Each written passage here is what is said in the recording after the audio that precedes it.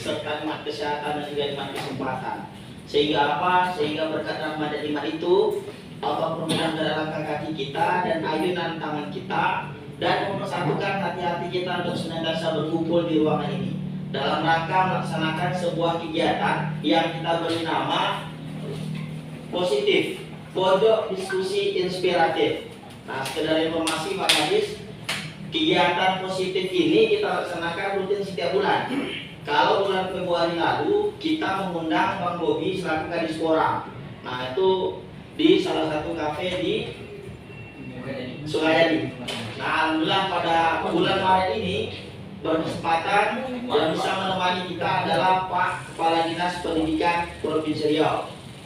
Selanjutnya, salam beragam salam kita sanjungkan pada baginda Rasulullah SAW. Allahumma shalli ala Muhammad wa ala ali Muhammad. Baik, rekan-rekan sekalian yang sama-sama kita hormati Pak Kepala Dinas, Bapak Dr. Kamsol MPD, yang sama-sama kita hormati Ketua Barisan Muda Riau Bersatu, Kakanda Riki MPD, beserta Sekjen Bung Rudi, ada juga Ketua Forum Guru Honor Bang Ekowi, dan rekan-rekan teman-teman dari kepengurusan Badan Riau Bersatu, Badan Barisan Muda Riau Bersatu Provinsi Riau yang berbahagia. Langsung saja sama-sama kita mulai acara diskusi kita dengan lafaz basmalah. Bismillahirrahmanirrahim. Dan untuk pertama kita minta pengantar dari Ketua Umum kita, Kakanda Riki. Pada Kakanda Riki kami persilakan.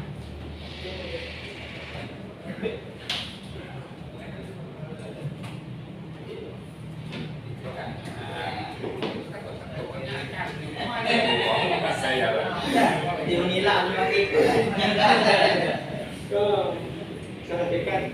Bismillahirrahmanirrahim. Assalamualaikum warahmatullahi wabarakatuh. Alhamdulillah, pada sore hari ini kita hadir di ruangan ini untuk bersama berdiskusi sekaligus juga tentunya sesuai dengan tema yang kita angkat. Kita ingin mendengarkan nanti strategi-strategi dari Pak Kadis untuk kemaslahatan pendidikan Riau tentunya. Itu yang menjadi center point kita sebenarnya diskusi pada sore hari ini. Mudah-mudahan nanti kita bisa menjadi bagian dari insan pendidikan untuk memberikan pencerahan kepada masyarakat. Nah, pertama mungkin saya memang sering dengan Pak Kadis tapi belum pernah cerita sedikit. BMRB ini Barisan Muda Riau Bersatu ini dulunya sebenarnya relawannya Pak Gubernur ini tahun 2018, namanya dulu relawan Barisan Muda Samsuar Edi Nasution ya, tahun 2018. Nah, beliau menang, akhirnya tahun 2019 diarahkan untuk dijadikan sebuah ormas, dan alhamdulillah sudah berbadan hukum, Menkumham dan segala macamnya, sudah jadi sebuah ormas resmi. Nah, sekarang intinya ini adalah ormas yang sudah tersusun sampai 12 kota. Ya, bisa sebenarnya, kita belum pernah ngurus lagi. Jadi kita ada 12 kota. Nah, yang hadir hari ini sebenarnya kita intinya kan usaha rahim juga. Jadi teman-teman mau kenal dengan Pak Kadis juga kenal dengan teman-teman semuanya. Nah, ini mungkin sebelum Pak Kadis berbicara nanti saya ingin menasihkan teman-teman ini Pak yang hadir ini. Dari sebelah kiri saya ini Bung Ripadi, Pak Kadis, Wakil Ketua BMRB, kemudian ada Rafi, kemudian ada Bung Tauhid. Bung Tauhid ini Ketua Pelawan, BMRB Pelawan. Nah, kemudian ya Robi dan sebagainya, Rehan dari Pelawan. Nah,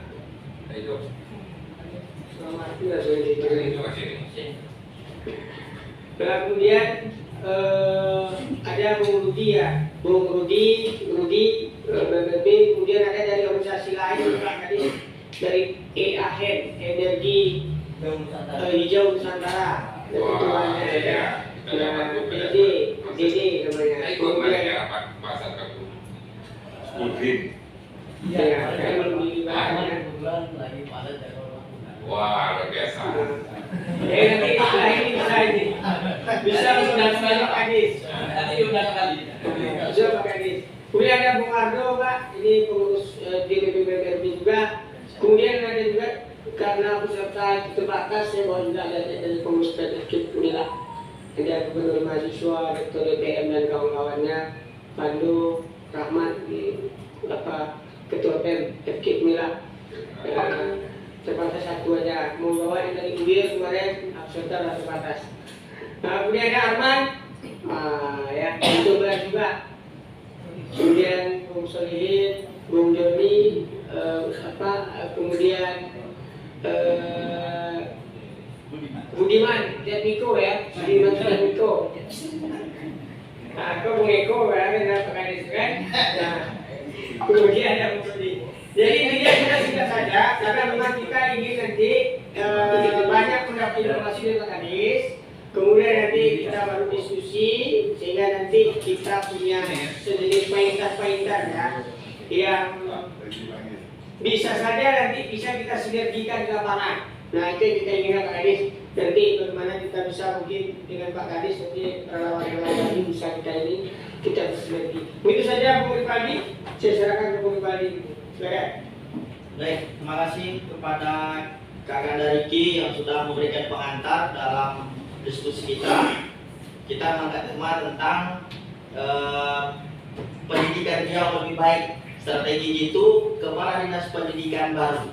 Nah, jadi harapan kita ada apa sih strategi-strategi dari kepala dinas pendidikan kita terkait masalah-masalah kompleksitas pendidikan yang ada di Riau ini. Karena sama-sama kita ketahui banyak betul masalah pendidikan. Tak hanya di Riau, di Indonesia pun banyak. Nah, mulai dari sarana-prasarana, mutu gurunya, indeks pembangunan manusianya, apalagi dengan pandemi COVID sekarang menyebabkan banyak sekali anak-anak usia sekolah yang tutup sekolah. Nah, tentu kita nanti akan mendengarkan paparan dari Kepala Dinas Pendidikan secara tajam, setajam hobi nama gosip. Baik, langsung kita persilakan kepada Pak Dr. Kamsol, Kepala Dinas Pendidikan Provinsi Riau. Ya, terima kasih. Assalamualaikum warahmatullahi wabarakatuh. Waalaikumsalam. Alhamdulillahirabbil alamin. Wassalatu wassalamu ala asyrafil anbiya'i wal mursalin wa ala alihi wa sahbihi rasulillah ajmain. Allahumma shalli ala sayyidina Muhammad wa ala ali sayyidina Muhammad. Selamat sore, salam sehat dan sejahtera untuk kita semua. Yang saya hormati Adinda saya ini Udi dan EKOI yang agak lebih senior kan juga.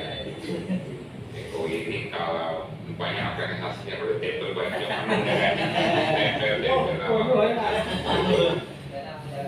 ya, yang saya senangi semua, saya cintai seluruh rekan-rekan yang hadir ya, anak-anak sebenarnya anak-anak saya ada sebaya-sebaya dan ada di sini mungkin ada yang lebih sedikit, mungkin ada yang berusia di atas 27 tahun, ada. Nah, kalau itu boleh.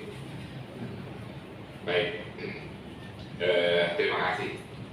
Kita dapat, saya mengapresiasi pikiran untuk dapat bertemu ini. Sebenarnya saya senang seperti ini dapat kita berbagi-bagi rasa dan dapat saya mensosialisasikan, memberitahu apa sebenarnya yang kami kerjakan di sini.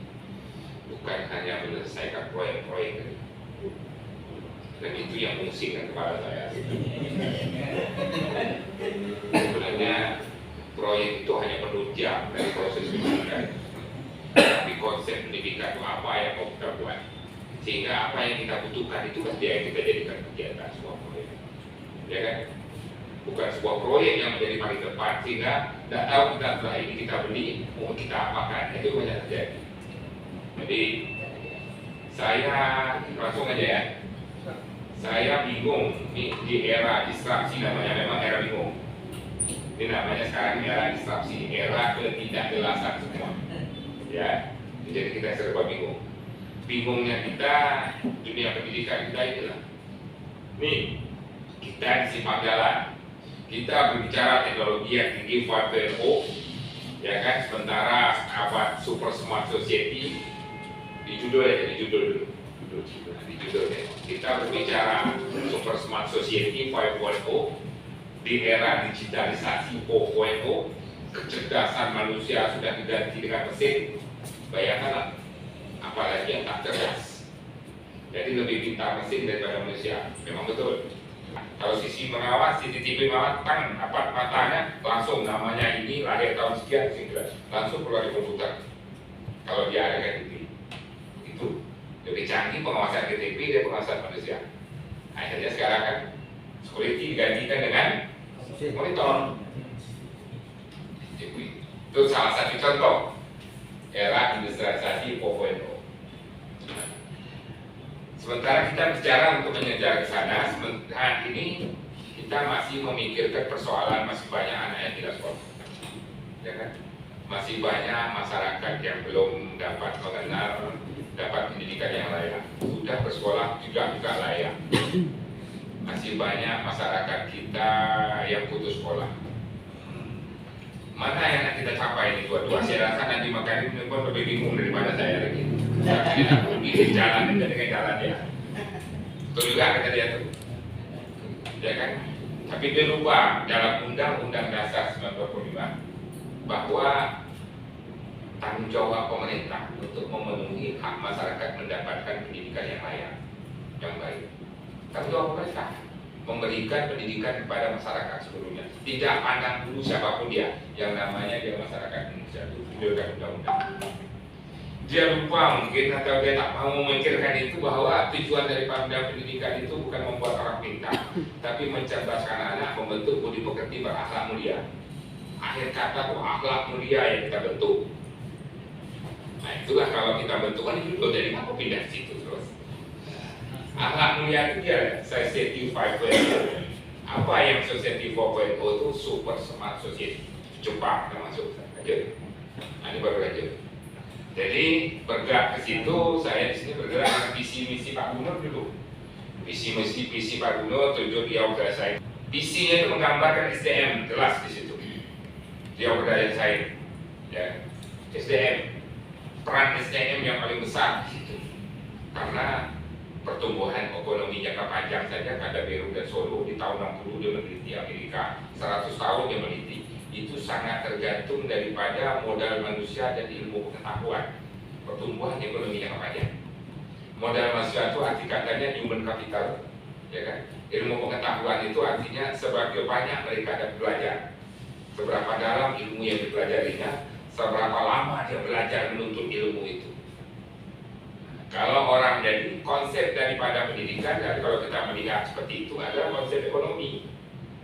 Kalau konsep ekonomi, ya kan, ada rugi laba. Jadi dapat kita ambil suatu analisa hipotesa, jadi kuliah kalau kita kan, ya kan.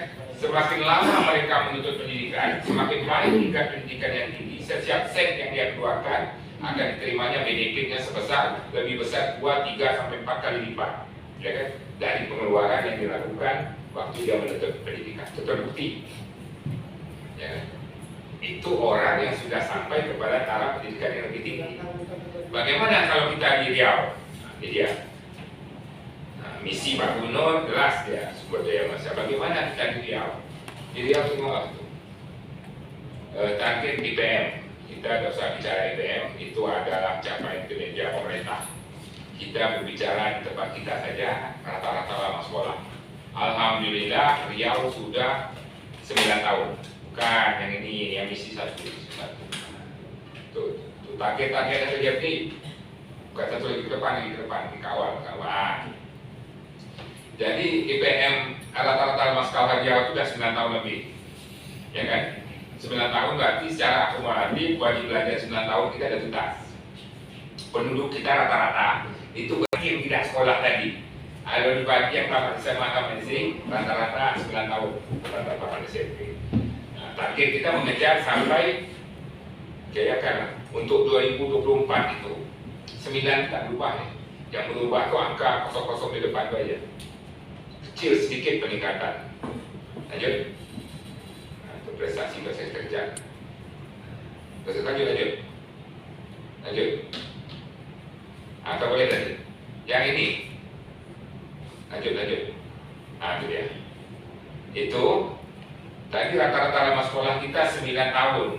Ada luar biasa 5 kabupaten kota yang di atas 9 tahun itu Pekanbaru. Sudah 11 tahun lebih.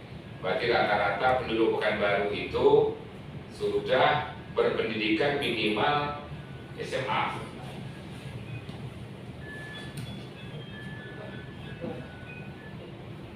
Coba. 11 tahun kan? Berarti kalau 11 tahun, 6 tahun SD, 3 tahun SMP, 2 tahun SMA. Belum. Pendidikannya minimal di kelas 2 SMA. Rata-rata itu. Dumai 10 tahun, 10,14. Siak 9,8, Bengkalis 9,7, Kampar 9,2. Jadi rata-rata di Riau itu 9,1. Ada 5 kabupaten kota yang masih 8. Berarti tinggal sedikit lagi mendorong ke 9. Ada 2 kabupaten kota yang masih 7 tahun. Berarti rata-rata baru tamat kelas 1 SMP. Itu Inhil, ada yang dari Inhil. Ya. Itu baru kelas 1 SMP rata-rata. Inhil itu kabupaten yang paling tua. Kalau Meranti, katalah 10 tahun masih baru ya.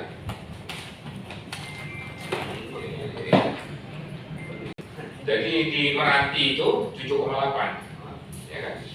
Kapan kita? Jadi ini apa arti ini saya katakan?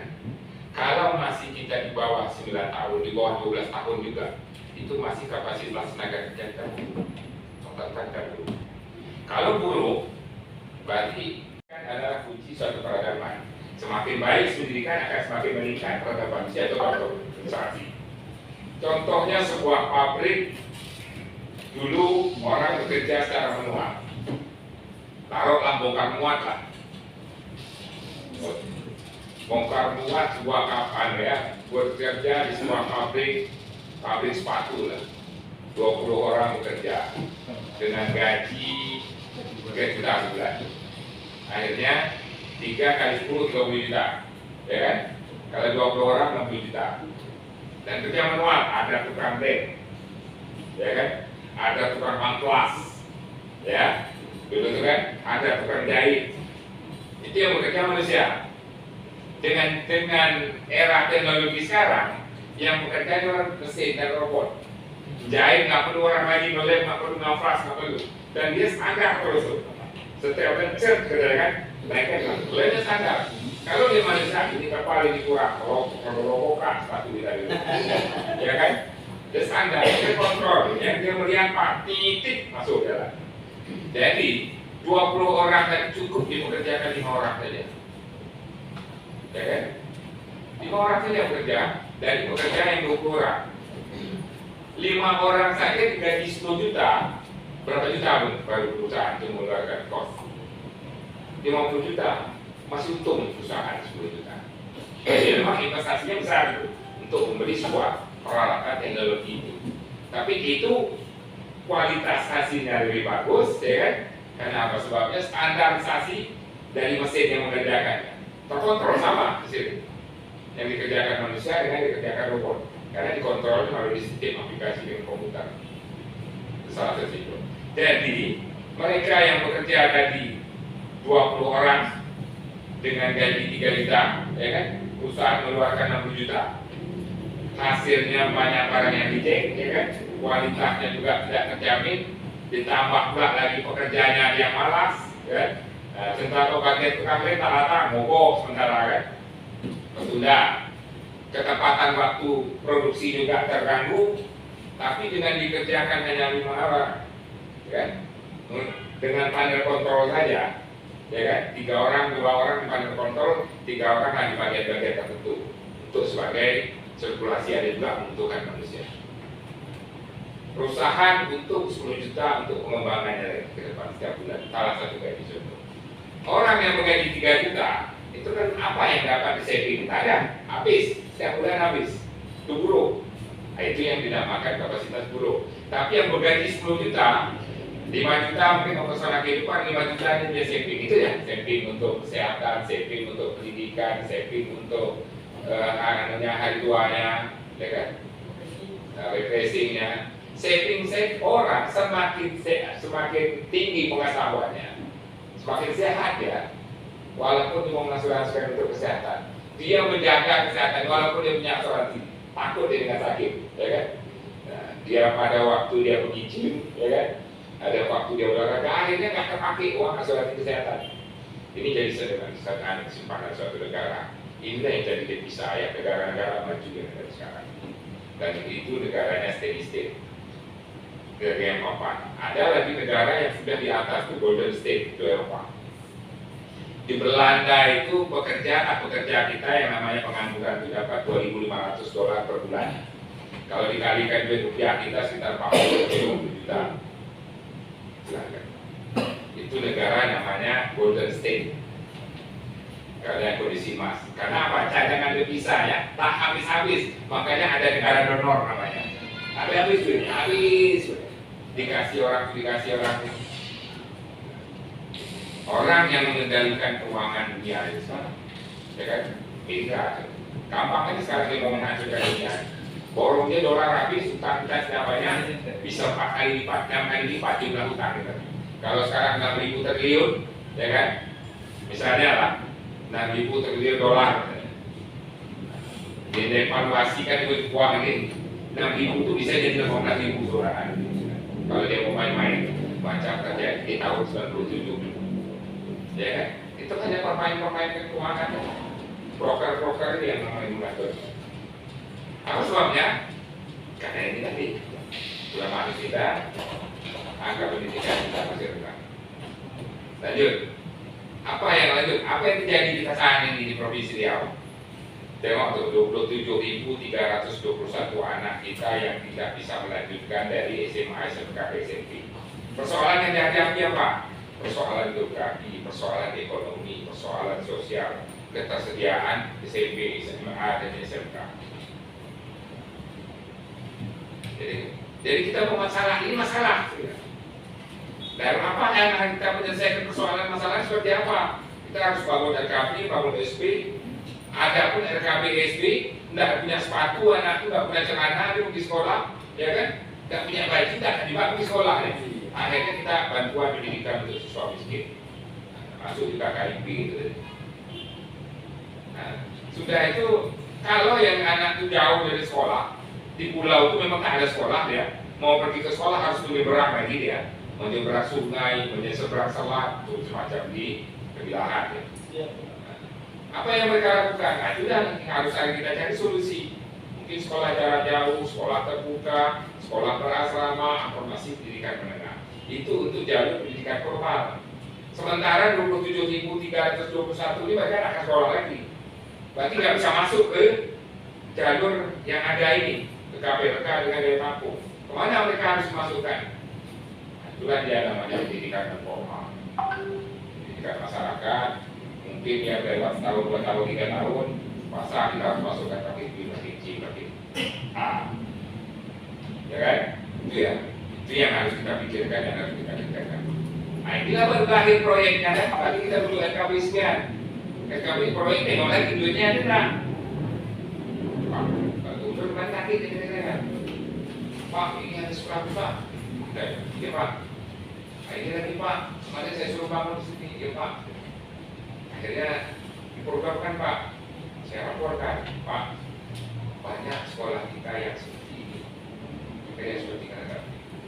Dan banyak juga kabupaten kota yang membutuhkan gedung sekolah. Analisis pembiayaan kita tahun ini Pak, 52% duit kita itu habis untuk membiayai. Ada nggak data di sini?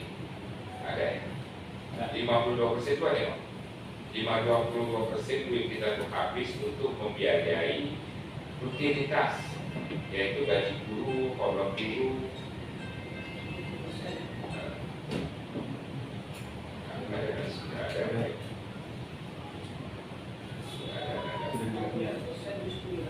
Lima puluh 52%. Sudah itu 42% ya, pernah dari negara. 42% duit kita habis untuk pos dan posta. Itu 2 itu ditransfer ke sekolah semuanya. Karena kos pos itu per orang anak. Ini makin lama makin bawah nih, makin banyak anak sekolah, makin habis duit kita. Saya itu udah was-was juga waktu menerapkan posta.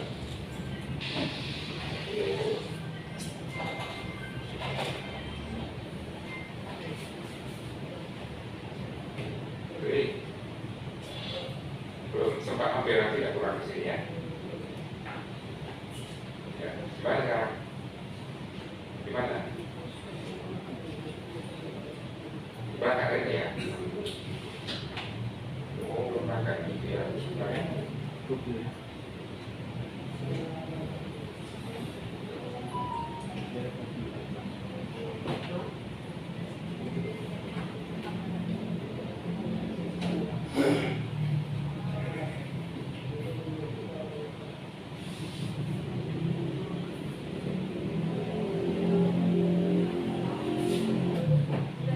Aduh, panjang penjelasan saya ini.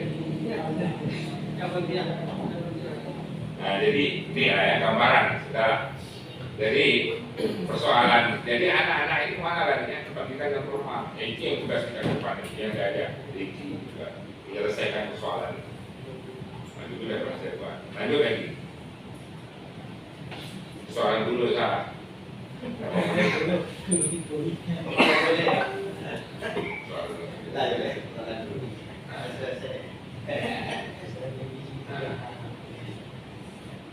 Jadi lanjut. Jadi konsep telat apa itu? Lanjut. Di stasi pokok. Lanjut satu lagi. Jadi ini mau tak mau kita suka tidak suka kita harus masuk sih. Sekarang di era 4.0 cyber physical system itu saya katakan tadi. Artinya perubahan kecerdasan manusia. Jadi kecerdasan yang biasa saja digantikan dengan robot, digantikan dengan aplikasi, digantikan dengan sistem. Nah, sekolah siswa kita harus cepat menguasai dan harus masuk ke era ini. Contoh sekolah perbankan. Jadi akan lama, akan ada teller lagi, akan ada yang namanya marketing perbankan itu. Semuanya ada mengarah kepada digital yang malah Pak. Dulu bukan lagi banyak pegawai bank, sekarang lagi beberapa. Itu salah satu contoh dari pengaruh era digitalisasi. Apa yang harus kita siapkan? Super smart society. Berarti kita harus kecerdasan yang lebih daripada kecerdasan yang biasa-biasa.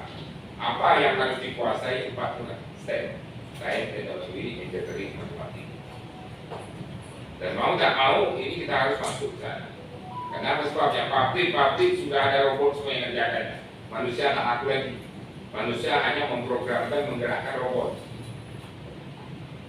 Bayangkanlah kalau manusia lebih bodoh daripada robot. Itulah kita katakan. Dan itu yang terjadi kalau kita tak sekolah, ya kan? Kalau yang 24-27 ribu dan kita biar begitu saja. Akhirnya manusia bosnya robot. Dan ada di film-film sekarang nih, kan ada kan, polisi dari robot, tak peduli dia, peduli tembak. Begitu kalau robot, tak ada peduli dia, ya. Itu yang kita hadapi. Jadi ke depan strategi itu saya dalam konsep kondisi saat ini tempat. Pertama kita perluasan akses, ada yang ini, yang 4 perluasan akses, kedua peningkatan mutu. Dan konsep yang itu di sini tak ada dia. Di sini tak ada. Nah, itu salah. Jadi pertama perusahaan akses. Akses itu bagaimana anak bisa sekolah. Jadi tak bisa dengan jalur formal, jalur non formal kita masukkan.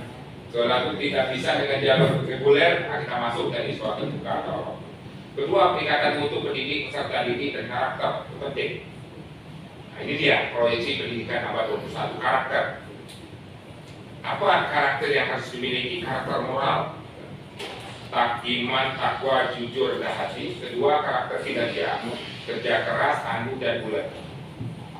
Jadi jujur, takwa, rendah hati dia, ya kan, imannya tinggi, tapi kerjanya tidur aja terus. Pagi dia tidur, kadang dia terlalu lama, malam tahajud. Nanti dia bangun siang, rasa zuhur, makan, ya kan? Kerja sedikit-sedikit, ya kan? Berdoa sedikit, tidur lagi. Dan nggak bisa. Udah itu kerja keras ya bulat ya memang. Pagi subuh-subuh udah keluar ya. Tak peduli dia orang azan orang apa, dia bekerja, ya kan? Nah, tapi kalau kita keluar marah, ya kan? Emosi tinggi, tak hormat dengan orang, dan juga guna, ya kan? Perusahaan akan mau mengerjakan orang-orang yang seperti itu. Nah, itulah yang namanya soft skill yang harus dimiliki selain daripada hard skill, kompetensi kritis, kreatif, komunikatif, kolaboratif. Literasi yang ketiga, yang komponen ketiga yang penting, literasi baca, budaya, teknologi, dan keuangan. Tiga ini yang harus masuk dalam konsep pendidikan kita saat ini kalau kita mau bersaing di era 5.0 tadi, super smart society, ya kan? Apa fungsi guru di sini? Nah, ini dia lanjut, coba. Nah, ini dia new business model. Kenapa kalau tidak masuk ke situ, itu pekerjaan yang bakal hilang ke depan. Ini pekerjaan yang bakal muncul yang baru. Dunia berubah, tatanan dunia berubah. Sebenarnya kita berterima kasih dengan corona. Kalau tak ada corona ini, ya kan, tak banyak guru yang mengenal komputer. Tak banyak. Handphone tak ada, jadi lagi. Dulu handphone tak boleh dibawa ke kelas. Sekarang boleh. Karena apa? Di pikiran kita itu kotor semua dulu. Negatif thinking segala sesuatunya, ya kan? Sudah itu di sekolah anak saya di Taruna Nusantara itu megang komputer itu hanya boleh 1 minggu. Saya secara simpan karena kerjanya main game aja. Negatif thinking oleh gurunya termasuk juga negatif oleh anak-anak. Jadi itu yang mempengaruhi pola pendidikan kita sekarang. Kalau kita dengan pemikiran negatif, maka masalah-masalah yang muncul dalam kehidupan kita. Kalau kita berpikir positif, solusi-solusi aja yang apa? Dan hati kita itu tenang dan dapat bicara. Jadi tergantung kita melihat persoalan itu seperti apa. Contoh saya melihat persoalan COVID. Untuk kita ada COVID ini, kita lebih banyak mengenal teknologi. Guru mau tidak mau dia harus belajar dengan teknologi, ya kan?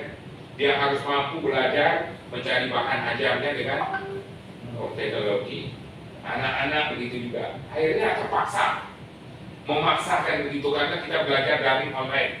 Dari mana dia dapat kalau dia tidak membuka itu? Walaupun tidak penuh, tidaknya dia ada mulai mencoba semuanya. Di seluruh pelosok bayangkan, ya kan? Berapa penting arti teknologinya? Nah, itu kan dengan COVID merubah tatanan kehidupan, membuat kehidupan baru. Dan yang akan berubah. Itu kan contoh semalam. Kami membahas bagaimana dengan asesmen komprehensif learning management system. Jadi bagaimana kita melihat penilaian keseluruhan dari proses pendidikan itu dengan pembelajaran digital apa sekarang ini secara komprehensif. Apakah lebih baik atau lebih buruk? Di mana yang kurangnya, di mana yang lebih, itu yang kami pelajari semalam. Dengan demikian, new business model apa yang harus diketahui ke depan itu? Internet of Things, data science statistik, artificial intelligence, kecerdasan buatan kita katakan tadi, kurikulum berinovasi, buat computing, teacher upskilling, STEM, Science, Teknologi, Engineering, dan Mathematics Education. Itu dia dipersiapkan untuk menjadi polisi lulusan penegak-penegak Indonesia masa depan. Bagaimana memasukkan ini dengan kondisi guru kita yang ada seperti ini? Tentu pasti UI kita. Paling dia fokus dulu ya. Salah satu contoh penting kita. Saya nggak penting nih. Mencari cara dan strategi masuk ke sini. Nah, saya juga rancang nih. Minimal kita beli suatu komputer desain. Jadi karena ilmu komputer itu tidak lagi perlu sekolah sekarang. Dia mencari di dalam itu lagi. Demikian komputer, pelajaran komputer itu tidak meningkat, tidak macam dulu lagi kita hanya belajar Excel, Office segala macam. Dia lebih tinggi peningkatan ke sana. Karena ini sudah menjadi hal yang sehari-hari. Lanjut. Nah, itu dia pekerjaan ke depan yang kita hadapi, semuanya serba computerized. Jadi peran guru di depan yang harus dipersiapkan antara lain lanjut. Jadi guru itu sebagai inspirator, fasilitator, dan tutor. Jadi betul pesan Ki Hajar Dewantara itu. dari dulu. Peran guru jangan tak perlu itu pintar-pintar betul, tapi dia harus menjadi suri tauladan. Karena kalau pintar itu tampil kalau lebih pintar lagi Pak Google. Sudut dunia mana pun kita tanya dia tahu bisa menjawabnya. Kalau guru mana tahu itu apa saya bisa guru dia, gitu kan? Tapi penting apa yang paling penting bagi guru itu dia tadi. Ingat sosok tolodo, ingin dia mengkasa berpulih hadanya. Di depan dia memberi contoh yang baik, ya kan? Karena dia membimbing untuk bersama-sama. Di belakang dia mendorong itu inspirator. Dia menginginkan anak contoh di SD, dia belajar. Kenapa SD itu guru kelas? Karena di SD itu untuk mengembangkan sikap karakter sebenarnya sekolah. Guru itu lah menjadi contoh dan panutan anak-anak. Berarti kalau salah guru untuk membuat perilakunya akan salah lah anak-anak. Karena di awal itu dia melakukan dialektif. Ingat kita masih ingat sampai kalau sama SD kita siapa yang duduk di samping kita. Ya kan? Karena itu kesan yang paling panjang. Karena itulah rekaman yang paling kuat. Artis kita saat itu masih bersih. Mulai masuk ke SMP ada mulai penuh usia, masuk SMA penuh. Kalau sekarang saya ada COVID, kadang kelengkeng. Kalau saya artis itu dia peran. Lanjut. Yang kita harus bangun di dalam dunia pendidikan kita adalah ini dia ekosistem. Bagaimana sekolah kondusif, guru penyemangat, organisasi profesi yang sportif, pemerintah sportif, industri sportif, warga peduli, orang tua peduli. Ekosistem pendidikan akan terbangun baru kita membentuk lulusan mandiri dan berkepribadian. Dan ini harus terbangun bersama. Kalau tidak bangun bersama, dulu terjadi anak dididik kepala, bapaknya datang bawa pistol, ya kan? Karena tak paham proses pendidikan itu sendiri. Gitu. Anaknya dididik, bapaknya datang bawa pistol. Jadi apa yang dicari anak dia mengantar anaknya ke sekolah itu? Angka yang dicarinya supaya anak belajar matematikanya dapat 10. Tak peduli anaknya itu ya sopan, akhlak, bagaimana, dengan baik. Nah itu dia ekosistem yang kita mau. Jadi memang itu poin kedua yang harus kita kembangkan. Satu tadi perluasan akses, ketiga strategi itu kita bagaimana peningkatan mutu, pembentukan karakter, membangun ekosistem. Banyak kalau peningkatan mutu kita harus kita buat. Ketiga memang satu aspek lagi relevansi pendidikan menengah kejuruan. Itu kita adakan untuk pendidikan dan edukasi. Relevansi pendidikan itu lebih banyak kepada pendidikan relevansi. Keempat, yang harus kita lakukan efisiensi dan efektivitas pengeluaran pendidikan. Supaya apa? Supaya ini bisa terukur, ya kan? Bisa terukur dan terprogramkan dengan baik. Inilah yang lanjut ke bawah ini. Inilah yang menjadi poin penting bagi anak-anak kita sekarang apa? Mulai tadi dengan belajar. Jadi pendidikan itu harus kita bergotong royong untuk membangun pendidikan yang lebih baik. Jadi kemarin suatu hari ada satu LSM mau protes sekolah, Pak, tolong tengok sekolah itu dia mau mengumpulkan uang makan 15.000 untuk acara perpisahan. Itu pungutan apa ya Pak? Belum tentu semua orang mau. Udahlah, jangan pungut. Lalu ada lagi wartawan protes, Pak, gara-gara orang itu padahal anaknya sekolah itu tak makan kami 1 hari gitu. Rasakan nggak tuh bilang? Apa sebab itu terjadi ekosistem itu tadi? Ekosistem tidak terbangun dengan baik, sehingga kadang-kadang sekolah ingin buat ini dianggap sebuah pungutan, ini melakukan ini dianggap pungli. Ya itu ya ekosistem. Kalau dari bangun ekosistem berarti kan komunikasi bagus. Semua mindsetnya kita yang berbeda-beda. Mindset. Kenapa mindset berbeda-beda? Balik lagi ke bawah pendidikan kita yang masih rendah, pemahaman kita yang masih rendah. Itulah ya gambaran secara umum. Kalau mau dikatakan jitu juga ada jitu seperti ini. Karena itu kan kemampuan sesuai dengan kemampuan pembiayaan kita juga yang ada. Tapi setidak-tidaknya kita ada rencana. Dengan rencana yang akan kita buat, setidaknya kita punya harapan. Dengan punya harapan, setidak-tidaknya ada tujuan yang ingin kita capai. Insya Allah, selagi kita mau usaha, selagi itu Allah membimbing kita. Yang penting nama itu dan niat baik. Ya kan? Mindset senantiasa berpikir positif. apapun kenyataan. Melihat suatu persoalan, ambil dari sisi positif. Contoh saya katakan corona, positif ya, untung ada corona, ya kan? Sisi positifnya kita ambil, sehingga apa? Kita ada solusi mereka. Tapi kalau kita ada kreatifnya, kita bilang ini mungkin disebabkan ini disebabkan ini. Akhirnya banyak orang salah dibuatnya gara-gara itu. Dari pola pemikirannya. Saya rasa itu waktu kita juga ambil jam 6 secara komprehensif banyak sebenarnya kalau mau saya jelaskan. Apalagi strategi pendekatan mutu. Belum lagi saya masuk kepada generasi muda kita ke depannya apa yang harus kita miliki dan kita kuasai di era industrialisasi 4.0 ini, ya kan? Kalau tidak, apa yang kita katakan tadi 40 tahun ke depan itu bakal jadi apa kita semua dengan kondisi yang seperti ini. Demikian, mohon maaf kalau ada hal yang kurang tepat dalam penyampaian saya ini. Tidak lain dan tidak bukan adalah kita berbagi bersama dan mengetahui bersama persoalan pendidikan sehingga kita bersama-sama bisa menyelesaikannya. Terima kasih. Bila taufiq hidayah. Assalamualaikum warahmatullahi wabarakatuh. Baik, terima kasih kepada Pak Kadis yang sudah memaparkan terkait arah pendidikan Riau yang lebih baik ke depannya. Menarik apa yang disampaikan Pak Kadis tadi. Yang saya tangkap salah satunya adalah tantangan pendidikan kita di abad ini adalah yang pertama kita harus punya karakter, ya Pak Kadis. Karakter ini pun dibagi dua. Pertama karakter moral, iman, takwa, jujur. Yang kedua karakter kinerja, pekerjaan tuntas, bertanggung jawab. Karena memang kita tidak mau ada orang-orang yang punya karakter moral bagus, tapi karakter kinerja tak bagus. Imannya bagus, sholat terus segala macam, tapi tak pernah selesai kerjaannya.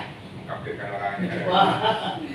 Atau sebaliknya, kita tidak mau orang-orang yang punya karakter kinerjanya bagus, tapi karakter moralnya bagus. Kerjanya selesai, tapi selesainya dengan cara culas, curang.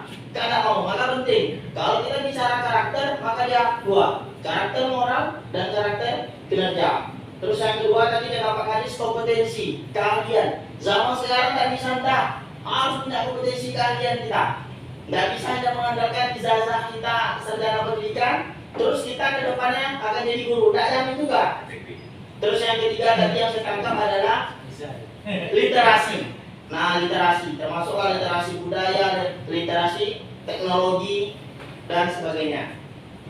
Langsung saja kita buka sesi kita yang kedua, sesi tanya jawab. Saya yakin tanya jawab diskusi. Kita minta Tanya jawab 2 SKS. sampai jam 6. Nah, kita buka 3 penanya. Ya, yang pertama Bung Rudi tadi, yang kedua Bung Arman, yang ketiga dari Pak Ardo yang udah nunjuk keluar. Nah, nanti pelalawan yang keempat. Nah, keempat, kalau memang ada waktu nanti kita tambah, karena memang tidak habis bicara pendidikan. Dan intinya kita juga nggak membiarkan masalah pendidikan ini ditangani oleh dinas pendidikan sendirian.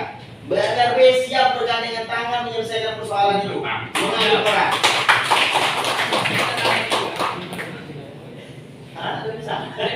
Baik, silakan yang pertama kepada Bung Rudi. Baik, assalamualaikum warahmatullahi wabarakatuh. Assalamualaikum. Sebelumnya saya perkenalkan nanti Pak Kadis. Saya nama Ruki Hartono, asal dari Indil, Kecamatan Manda. Di sini saya ingin memaparkan sedikit keadaan sekolah, yaitu sekolah SMK Negeri 1 Manda. Yang dulu waktu itu dibangun sekitar tahun 2008-2009. Sampai saat ini sekolah itu cukup memperhatikan mulai dari sekarang kondisi fisik, mulai dari SDM dan yang lain-lain. Melihat keadaan sekolah itu peminatnya kurang. Per tahun itu palingan kelas 1 ada 2 orang, kelas 3 3 orang. Sementara sekolah SMK Negeri 1 Manda itu satu kecamatan itu hanya ada 1. Kalau kami dari masyarakat melihat mungkin kalau kajian awal rencana sekolah ini kemarin memang berharap sekolah perikanan air laut sebenarnya Pak. Selain ada di Dumai, berharap juga ada di Inhil Kecamatan Manda. Tetapi kondisi saat ini yang terjadi perikanan air darat. Mungkin itu juga faktor kurang peminat. Mungkin dan disampaikan juga sama Pak Kadis tadi permasalahannya akses layanan. Jadi saya berharap juga minta diperhatikan juga Pak Kadis terkait sekolah kami di Kecamatan Manda itu sempat dibilang juga mantan dulu Pak Kabit SMK sekolah negeri 1 Manda itu antara ada dan tiada katanya. Dengan kata itu cukup sedih kami Pak Kadis. Terakhir saya menyampaikan juga ada salam dari Uci Hasil mantan Sekda Inhil untuk Pak Kamsul katanya titip salam. Waalaikumsalam warahmatullahi wabarakatuh. Mungkin saya sudah dengar wabillahi taufiq wal hidayah. Wassalamualaikum warahmatullahi wabarakatuh. Waalaikumsalam warahmatullahi wabarakatuh. Ya, selanjutnya yang kedua, Saudara Mansah, mantan Wakil Presiden UIN nih Pak. Masih itu. Baik. Bismillahirrahmanirrahim. Assalamualaikum warahmatullahi wabarakatuh. Waalaikumsalam. Allahumma shalli ala sayyidina Muhammad wa ala ali sayyidina Muhammad wa Adam wa Nuh wa Ibrahim wa Musa wa Isa wa ma bainahum min Nabi Muhammad sallallahu alaihi wasallam. Allahumma shalli ala Muhammad wa ala Baik, terima kasih kepada rival di NPD. Lengkap namanya Bang Pak. NPD dan semua. Kasar tadi makanya saya minta KTP-nya.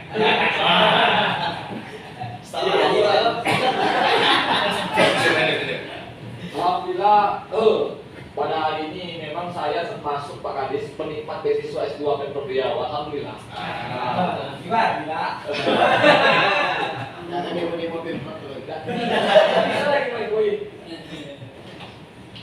Memang dialektika problematika pendidikan di Riau ini tak ada habisnya.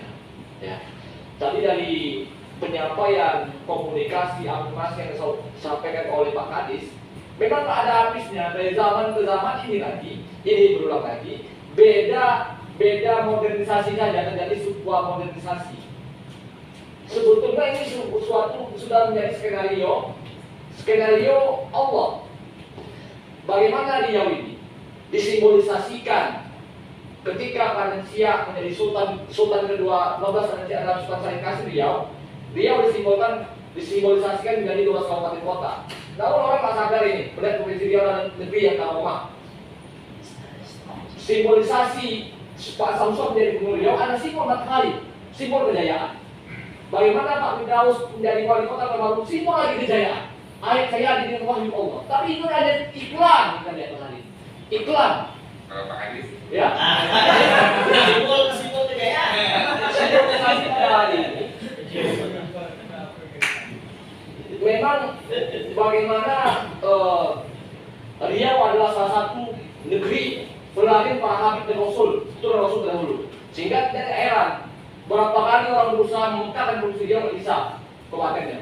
Selalu ada halangan.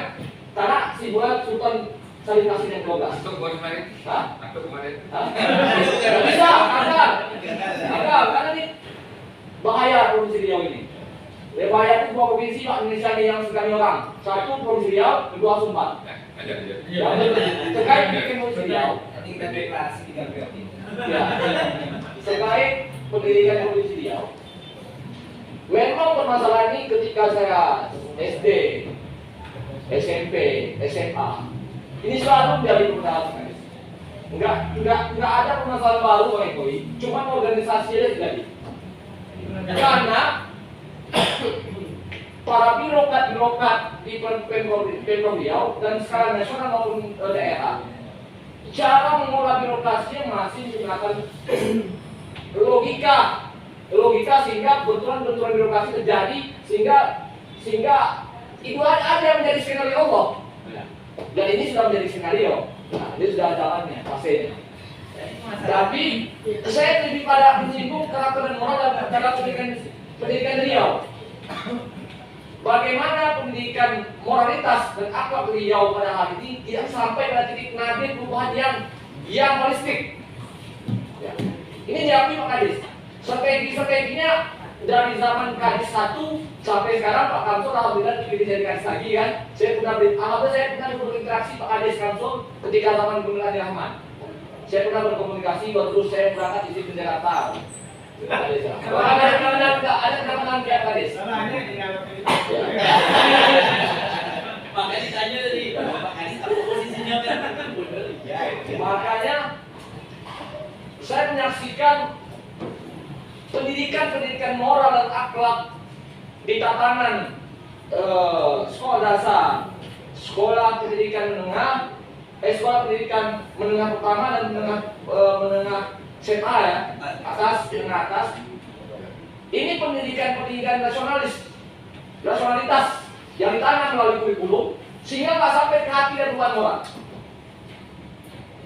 Ini terjadi Pak. Pada hari ini sejatinya kita tidak berjalan, tidak bertemu, tapi dipertemukan. Saya ingin saya tanyakan, saya ingin bersaran Pak Kadis, saya ada yang bersaran. Kurikulum yang bagus ya untuk pendidikan moral dan akhlak di Riau, bagaimana menanamkan pendidikan Islam. Pendidikan Islam itu sampai ke kolbu melalui zikir, majelis zikir di sekolah SMA. Ya, bukan ekskluis hanya seiklan saja. Kerohanian Islam tidak sampai ke kolbu. Saya ya iklan saja. Kurang tidak ada radikal Pak. Radikal pun hanya seiklan lewat saja.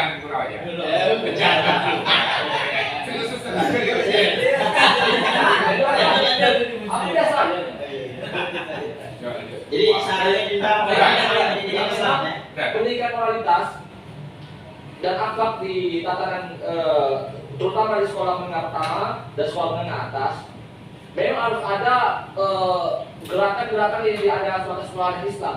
Tapi sampai pada saat mengundang-undang guru-guru musik zikir yang akan hadir di sekolah menengah pertama itu sampai ke kolbu, maka perubahan moral sampai ke kolbu Pak. Saya berapa kali memborak baru ini ada dai yang menyampaikan ceramah dan kawan-kawan SMA itu akan perubahan moralnya tinggi karena dia nggak lagi berjalan bangun di Bali, tapi berjalan. Terima kasih. Assalamualaikum warahmatullahi wabarakatuh. Waalaikumsalam warahmatullahi wabarakatuh. Baik, mantap. Ya, Pak, silakan. Nanti dijawab sekali. Baik, bismillahirrahmanirrahim. Assalamualaikum warahmatullahi wabarakatuh. Izin Pak Kadis, Ketua dan seluruh kawan-kawan, mungkin singkat saja. Saya lebih tertarik menyikapi isu, ya, apa yang menjadi isu global hari ini di Riau, dan menyikapi kondisi hari ini kepemimpinan gubernur kita hanya tinggal 2 tahun lagi. Tentu perlu gebrakan, ya. Kalau kita bercerita secara teori, ya mungkin banyak hal yang harus kita lakukan, tapi secara teknis, ya, karena saya orang lapangan, Pak Kadis, saya lebih tertarik berbicara tentang teknis. Nah, hari ini kalau kita perhatikan apa yang tadi dijabarkan oleh Pak Kadis, ya, itu semua positif sesuai dengan pertemuan kita positif juga. Nah, saya mengambil satu isu besar Pak Kadis, yaitu angka putus sekolah. Nah, mungkin ini menjadi kesepakatan kita bersama. Hari ini kita bukan habis di ruang diskusi saja, sesuai tadi sampaikan oleh dari Pak, tapi kita bagaimana ada action, ya, ada gerakan setelah kita melakukan diskusi ini. Nah, tentu kita harus menyatukan sikap kita, ya.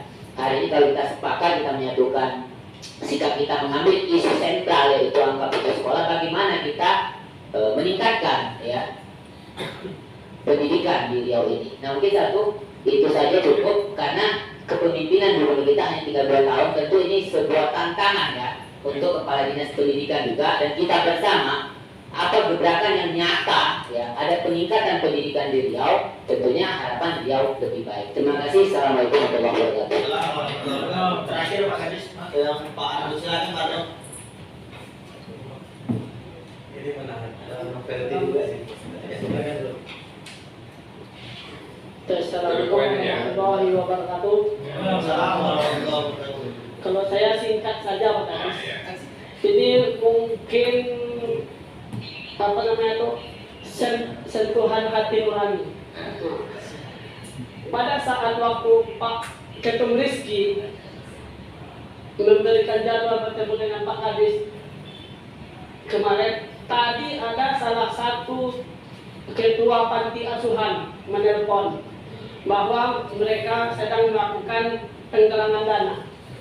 Ada 4 orang siswa di panti asuhan ini sedang terkendala biaya ujian akhir, yaitu dan ini juga sudah dapat surat dari sekolah bahwa pembayaran itu paling lambat 4 Maret, sedangkan sekarang sudah tanggal di SMK Migas. Ya, jadi satu orang itu jumlahnya 1.600.000 dan yang terkendala anak panti asuhan ini Pak Kadis itu ada 4 orang. Pergi ke sekolah besok kasih tahu saya akan membiayai. Saya tidak akan memperpanjang lebar lagi Pak Kadis. Terima kasih. Yang penting tapi bayarnya bukan sekarang, ikut kan anak ujian. Bilang, kasih memo. Kalau bisa jangan memo yang kami bawa Pak Kadis. Kalau bisa langsung uangnya kami serahkan. Jangan suruh ikut ujian dulu. Karena ujian itu Dulu kami tidak menyelesaikan sekolah. Dulu kita akan mengumumkan tidak ada anak yang dikeluarkan dari sekolah tak bisa ikut ujian gara-gara tidak bayarkan menunggak uang sekolah. karena kalau Dan ujiannya bukan satu yang macam ini, banyak yang tidak dapat. sama ujiannya itu Pak Kadis. Bilang sekolahnya, telepon para sekolah keluar ke saya. Karena ada satu sekolah juga bertanya, Ya. memang semalam ada memang siswa itu dapat GIP dipakainya untuk tugas lain. Dan ada pun dapat bantuan siswa ini dipakai untuk. Jadi minta pertimbangan dengan saya apa solusi yang harus kami buat Pak. Ujiankan saja, jangan dikasih keluarkan nilai, jangan dikeluarkan apapun gitu. Sampai dia butuh baru dipanggil. Ya, gitu. Tapi kalau jangan sampai dia tak ikut ujiankan. Ujiannya bulan puasa Pak Kadis. Ya, Lama lagi Pak. lama lagi. Ya, siap. Kalau yang ini kan ujian sekarang. Ya. Siap, terima kasih Pak Kadis. Akan saya telepon langsung ketua panti asuhannya. Nanti kita deklarasi, kita umumkan lagi, tidak boleh siswa ada gara-gara yang tak bayar duit. Dulu pernah kita pakai gitu ya. Itu kejadian waktu kami dengan Pak Diki ini. Kami kumpul anak putus sekolah, tanya satu-satu di rumah itu ada 300 orang. Kenapa kamu tak sekolah? Saya kelas 3 Pak, pas mau ikut ujian tak bisa ikut. Tunggakan di sekolah banyak, duit ada. Pernah saya umumkan.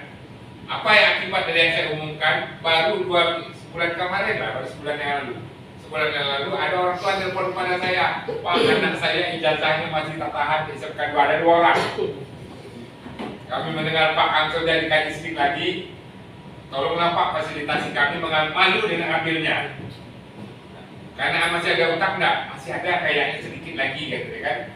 Akhirnya saya telepon kepala sekolahnya, cari nama ini. Tolonglah Pak orang tuanya datang ke sekolah. Ya kan? Untuk mensidik dari ijazahnya bawa anaknya gitu. Kan ada sidik juga kan? Nah, berapa tunggakannya? Tak usah Pak, ya kan? Sekolah tidak menanggungnya semuanya. Itu dah kemarin. Saya dulu yang mengikutkan ujian tuh. Akhirnya pas saya di sini pula menggalang. Nanti itu. Baik, salah satu contoh untuk saya khawatir yang begitu. Siap, terima kasih banyak Pak Nanti Kadis. kasih tahu pada sekolah, suruh laporannya ya. Siap. Kalau suruh lapor, tak usah Pak Kadis aja yang ada sekolah. Biar selesai Pak Kadis. Posda kan kita kasih 450.000 per anak gitu. Benar ya ngomongnya. Jadi jangan duit kita kasih ke sana. Macam mana lagi banyak orang lain perlu duit lagi. Siap Pak Kadis, langsung dijawab Pak Kadis. Tadi ada dari Bro Rudi itu tentang minta diperhatikan di SMK Negeri 1 Manda yang pembinaannya Jadi kurang. memang kan, biasanya masalah manda, masalah soalan sarana prasarana itu persoalan sama. Persoalan sama di seluruh sekolah ini banyak, mungkin Pak Sam juga mendapat dari kita. Itu yang saya bilang tadi, duit kita itu 52% untuk rutin, 42% untuk pos, 6%. 6% itu untuk sarana prasarana itu hanya 2,5%, 3% untuk mutu, ya kan? Jadi 2,5% yang saya jadi sehingga kita tak dapat membangun sekolah tahun ini. Ada 2 unit gedung sekolah yang dibangun itu pun 1,6 harga nilainya. SMA itu minimal 8 miliar, SMK minimal 15 miliar. Kebutuhan anggaran untuk membangun sebuah sekolah. Apa yang masa dibangun dengan 1,5 miliar? Paling 3 ruangan. 3 ruang kelas, 1 ruang kantor. Itu persoalan kita kan. Kayaknya mereka nggak betul kan. Waduh sih kayak betul gitu. Karena dia melihat di angka yang besar 2,4 triliun. Tapi setelah dipecah-pecah angka itu, saya pikir mungkin kemarin tidak komprehensif kepala dinas yang lama menjelaskan ke beliau. Jadi persoalan itu tadi, persoalan pendidikan jangan melihat dari proyeknya, tapi melihat dari persoalan ini yang mungkin tidak diketahui orang banyak. Di masalah-masalah ini, masalah ini yang kita buat dulu, kita lihat, kita teliti apa yang harus kita letakkan seperti kata Pak Kapolri tadi. Arman itu, ya kan? Saya menyampaikan itu masalah. Bagaimana menyelesaikan masalah tadi karakter, salah satu contoh betul. Zikir itu membersihkan hati, ya kan? Mungkin dengan zikir bisa mengaruhi. Bagaimana menggerakkan itu semua? Zikir, Pak. Ya kalau kita sedang zikir, saya yang sampai Pak, misalkan. Iya, paham. Ya, saya zikir dulu memang sampai jauh sana kalau aku siswakan safar ya. Jadi kuncinya itu juga kunci guru juga. Guru itu harus mengajar dengan sabar dan ikhlas. Karena ikhlas itu dari hati. Kan aflaha man zakaha wa kan haba man dasaha. Hati itu harus dibersihkan, disucikan. Karena Allah seperti Allah atau Allah. Potensi kebaikan dan keburukan Bukan, beruntung orang yang mencuci hati, merugi orang yang mengotori hatinya karena hati akan mengubah perilaku yang akan nampak di depan dia. Itu dia. Itu yang persoalan yang dihadapi oleh pendidik kita. Bagaimana anak supaya berkarakter, gurunya harus lebih berkarakter. Seperti kata Ki Hajar Dewantara tadi.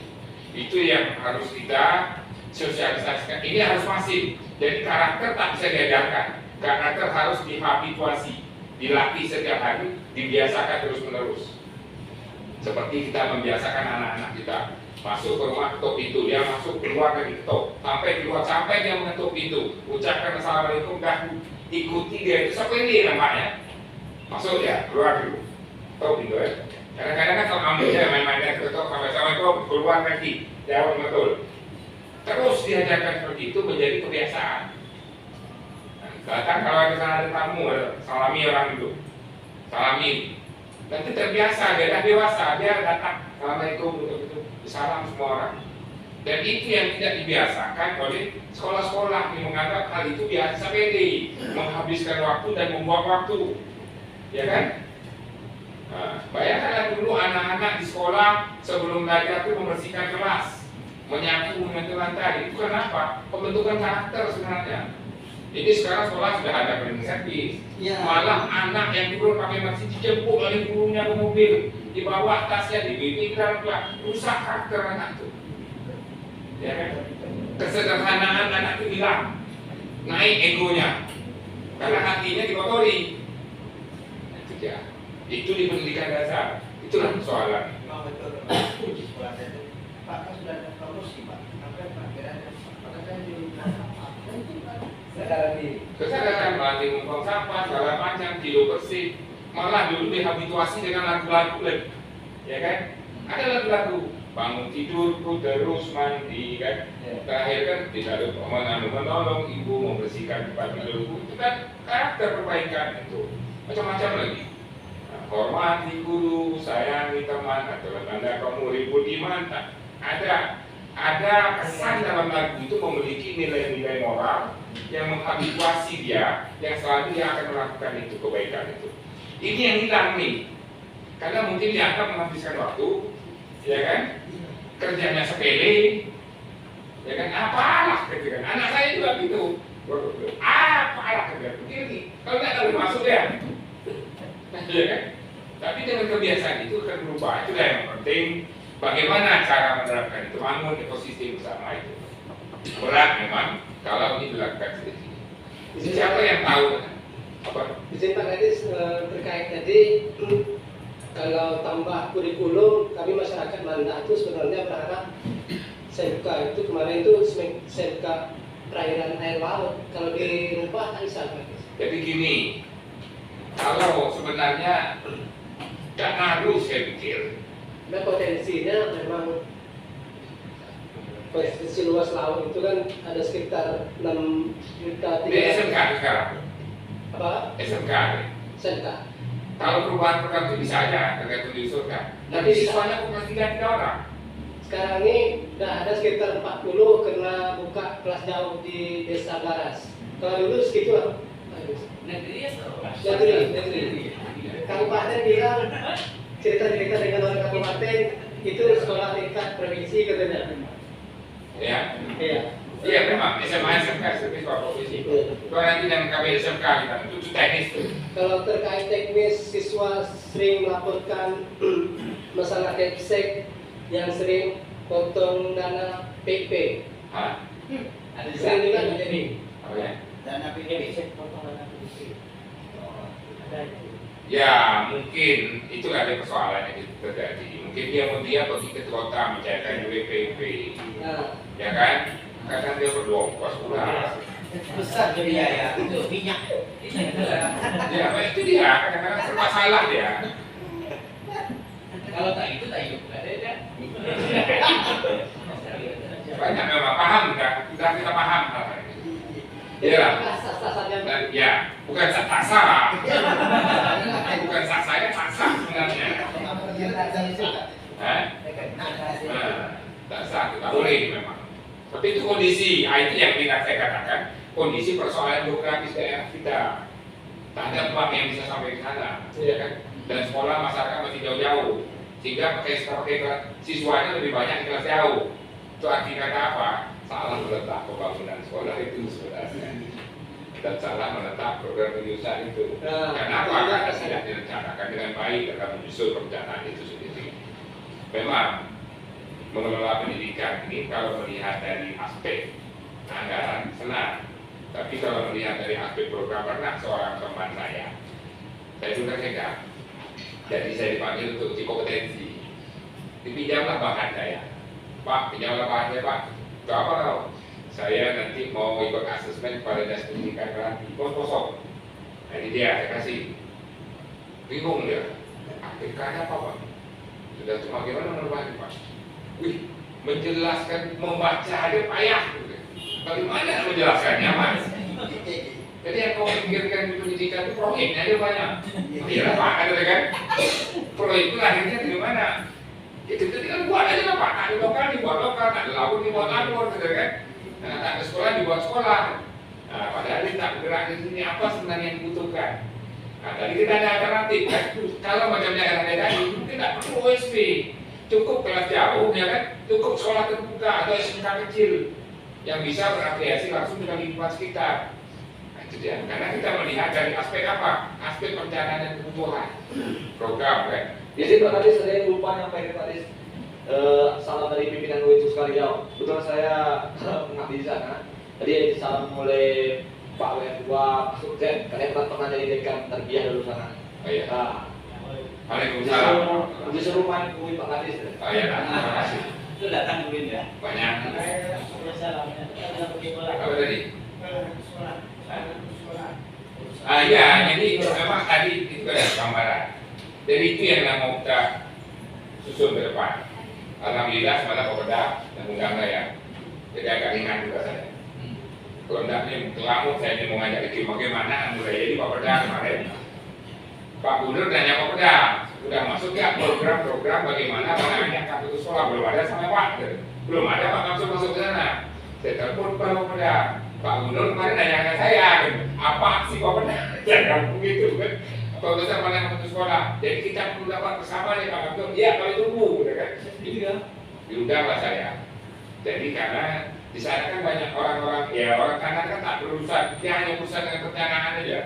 Jadi kan bisa banyak waktu, ya walaupun sibuk juga di sana mengerjakan itu. Jadi kan dalam minggu depan ini mungkin kita susun konsepnya. Nanti kita menggunakan kabupaten kota. Kalau ada buat konsep, ada buat program rencana strateginya, pas implementasi baru kita masuk. Ya kan? Karena kalau berjalan itu usaha kita dulu, implementasi aja kita masuk. Apa langkah-langkah itu kan dan keluar kegiatan kan? Mana yang kita bisa mengambil peran di situ. Nah, itu yang mau kita buat. Tapi konsep rencananya yang harus disusun dulu. Kita menggunakan kabupaten kota. Jadi 2 kabupaten kota yang betul-betul kita intervensi, Inhil dan Meranti. Nah, Kalau targetan Pak Kadis nih, apa nih menjabat sekarang rata-rata 9,1 ya Pak Kadis ya. target Pak Kadis capaian ke depannya berapa? Pokok 9 ini tenang, 9 kita minimal yang 8 ini harus kita dorong naik 9 dulu. Yang 7 dengan yang 8 itu. 7,8 tadi ya. Karena kalau yang 9 itu sudah bergerak sendiri ya. Yang 7 sama 8 tadi itu yang harus kita push ke depan. Ya. Karena kalau kita melihat 7, 9 itu masih banyak anak yang tak sekolah, itu benci. Ya. Kalau angka rata-rata nama sekolahnya masih rendah, masih ada, bahkan mungkin masih ada yang tidak pernah sekolah sama sekali. Ada. Nah, jadi kita susun dulu di sana, ya kan? Rencananya kan melibatkan pemerintah dulu. Nanti sudah ada aksinya, dan aksi kan dalam bentuk program dan kegiatan. Nanti kita know mana bagian yang bisa kita lakukan. Nah, kayak pun kami sejalan dengan itu juga kelembagaan kita bentuk organisasi juga kita bentuk. Tidak bentuk waktunya ada yang kita saya kecuali kan setiap hari ini aja beberapa kali orang menunggu sampai malam nanti menandatangani baru malam.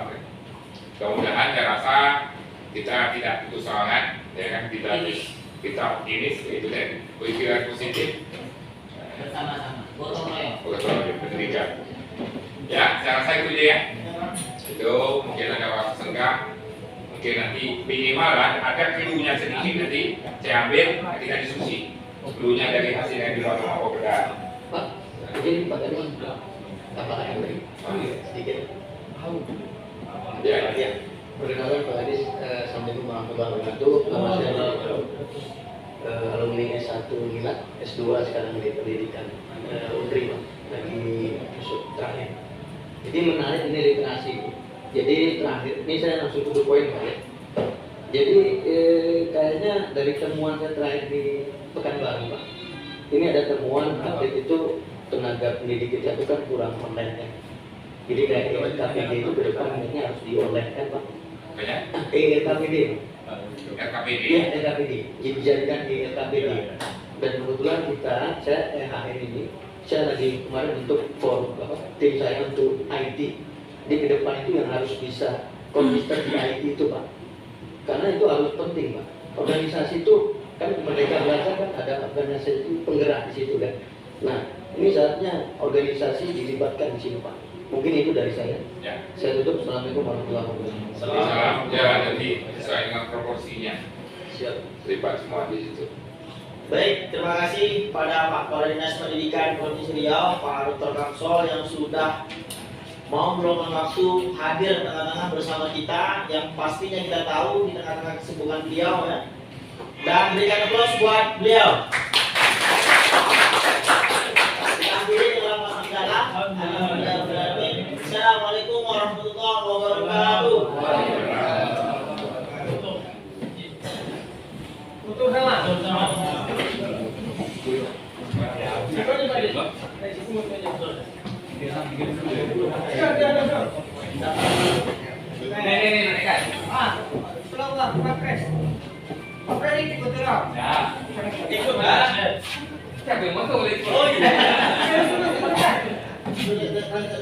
Masuk. Ada mahasiswi. Sudah jauh, Pres. Dia sudah jadi foto.